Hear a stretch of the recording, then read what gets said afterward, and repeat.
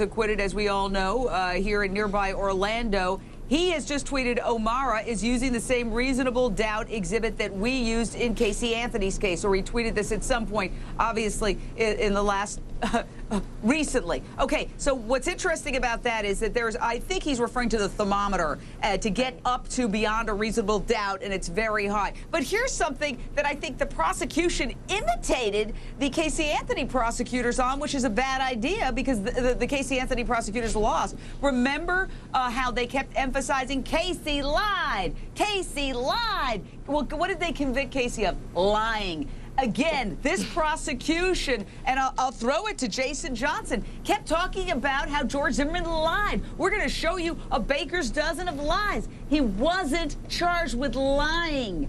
Did they miss the big picture by focusing so much on the lies?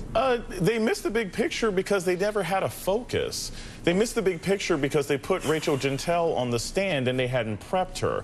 They missed the big picture because they put Detective Serino on the stand and he was bitter and angry because he felt that he had been railroaded into making a charge. But here's the biggest problem. We didn't hear a clear explanation for the situation until the close from John Guy. Had they said from the beginning, Trayvon Martin was walking home, a guy started following him in a car, then that same guy started following him on foot, and he was running back to his house, and then he realized, oh my God, my parents aren't home, I don't want to lead some crazy stranger back to my house, and he turned around and asked the man what was going on, and then the conflict happened. We didn't hear that story until the closing statement, that any child's greatest nightmare is being followed home by a stranger. That was one of their mistakes, and also having a jury that wasn't even close to demographically reflective of the city. Yeah.